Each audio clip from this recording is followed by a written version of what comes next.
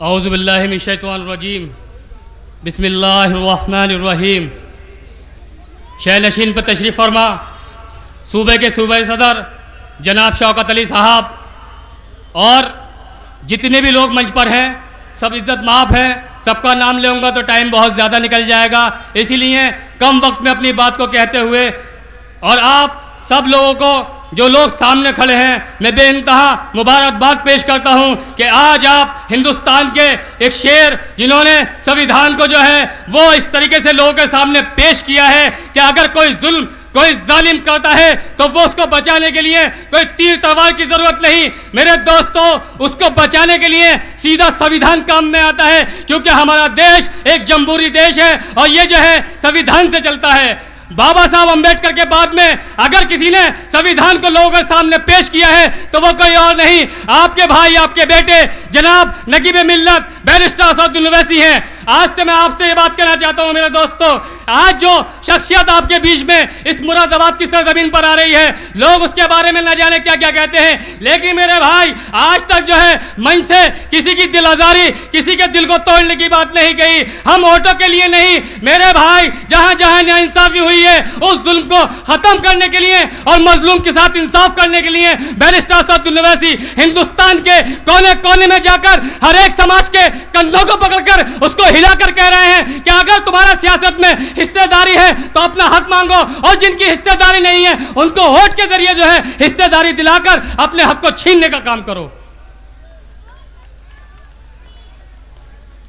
मैं आपसे मेरे दोस्तों ये बात कहना चाहता हूं कि आप ये बात समझिए कि अगर आपने वोट दिया आज तक तो उसके अंदर आपने 35-40 साल कांग्रेस को वोट दिया, लेकिन मेरे भाई जब सर देश आजाद हुआ तो हम जो नौकरियों में थे वो कितने थे मेरे भाई, हम जो थे 40% 35% थे, लेकिन साजिशाना तौर पर हमें कम करते करते आज हम 1% पर रह गए। हमने किसको नेता ना माना, हमने नेहरू को नेता माना, हमने इंदिरा गांधी को नेता माना, हमने सोनिया गांधी को नेता माना, हमने मनमोहन सिंह को नेता माना, हमने मुल्ला मुलायम सिंह को नेता माना, हमने बहन कुमारी मायावती को नेता माना, हमने सबको नेता माना। लेकिन मेरे दोस्तों आज 70 साल के बाद अगर कोई दाढ़ी लगाकर कोई टोपी लगाकर कोई शेरवानी पहनकर अगर आपके बीच में आकर अपने भाइयों से अपने दोस्तों से अपने हम मुल्क के लोगों से वोट की अपील करता है तो लोग क्या कहते हैं कि वोट को काटने आए हैं। अरे मेरे भाई वोट हमारा है और हम जिसको चाहेंगे उसको देंगे। तुम्हें वोट दिया, तुमने क्या किया, तुमने मुजफ्फरनगर के दंगों से हमें 2-4 कराया, तुमने मलियाना के दंगों से हमें 2-4 कराया, तुमने क्या किया मेरे भाई, हमारी औरतों की इज्जत जो है अजमत रेजी को लूटा गया। मेरे दोस्तों आप ये बात समझिए, वो छोटे छोटे नन्हे बच्चे जो पिंडाल के अंदर थे, जो कैंपों के अंदर थे, जिनकी जानें चली गई, लेकिन इस अखिलेश यादव, इस शिवपाल यादव, इस मुलायम सिंह यादव को जो है इसको तरस नहीं आया, उनको रहम नहीं आया।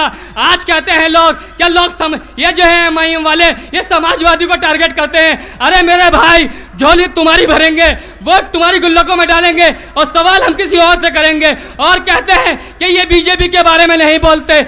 मैं आपसे यकीन दिला के ये बात कहना चाहता हूं कि नकीब मिल्लत बैरिस्टर असदुद्दीन ओवैसी जो सांसद रत्न है पार्लियामेंट के अंदर, जितना बीजेपी के खिलाफ हमारे सदर बोलते हैं किसी दूसरे की जबान में इतनी ताकत नहीं, लकुए मार जाते हैं, जबानें बंद हो जाती हैं, जबानें नहीं खुल पाती। मेरे दोस्तों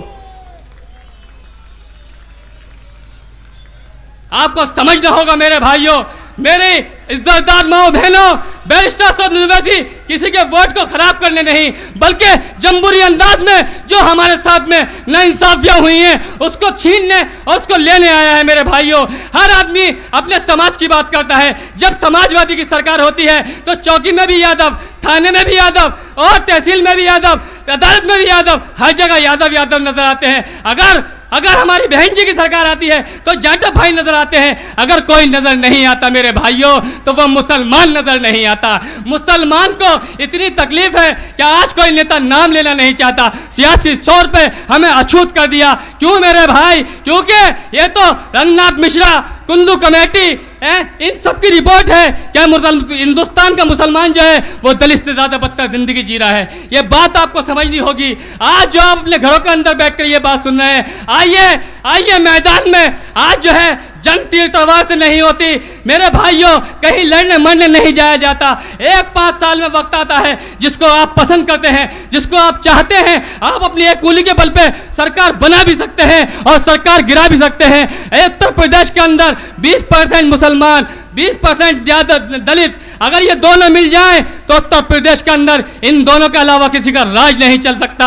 कोई 3% वाला अपनी दुकान बनाने बैठा है, कोई 7% वाला अपना मॉल तैयार करे बैठा है, कोई 4% वाला अपने शोरूम बनाए बैठा है। एक ये 20% वाले, इनकी जो है इनकी झोपड़ी तक तैयार नहीं हो रही। ये बात आपको सोचनी होगी मेरे दोस्तों, ये बात आपको समझनी होगी।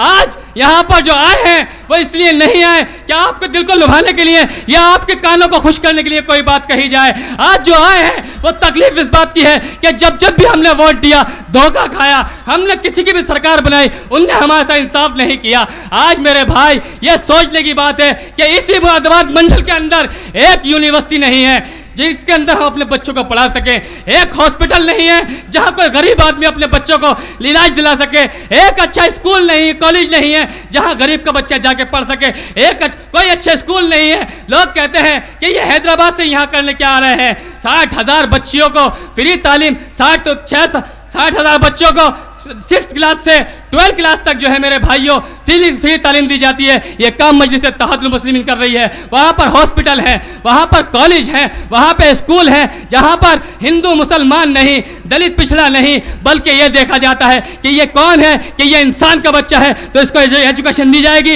इसको आगे बढ़ाया जाएगा। ये काम बैरिस्टर सौदुद्दीन ओवैसी कर रहा है, ये काम अकबरुद्दीन ओवैसी कर रहा है। लोग कहते हैं भड़काऊ भाषण, अरे मेरे भाई दिल के अंदर तकलीफ को भड़काऊ भाषण नहीं कहा जाता, बल्कि लगी हुई आग के अंदर जो धुआं उठता है उसी को जो है बैरिस्टर सौदुद्दीन ओवैसी और अकबरुद्दीन ओवैसी अपनी जबानों से बयान करते हैं। तुमने जो है 70 साल से मुसलमानों के वोट को बेवक का माल समझकर लूटा, तुमने कभी इंसाफ की बात न करी, तुमने कभी समाज के बारे में न सोचा। आज यह समाज इतना पिछड़ा हो गया है कि इसी मुरादाबाद के अंदर जो कारीगर होते हैं, जो वेल्डिंग का काम करते हैं, जो छिलाई का काम करते हैं, जो पॉलिश का काम करते हैं, उनके लिए एक हॉस्पिटल नहीं बना सका, कोई यूनिवर्सिटी नहीं बना सकी। और ये बता दूं, यह मुरादाबाद एक सनदी मुरादाबाद है, यहाँ से पूरे हिंदुस्तान के अंदर माल जाता है, पूरा हिंदुस्तान इसको जानता है। लेकिन मेरे भाई इस हिंदुस्तान के अंदर इस मुरादाबाद के साथ इंसाफ ना हुआ। मैं बताना चाहता हूँ आपको कि बैरिस्टर सौदुद्दीन ओवैसी, अगर मुरादाबाद में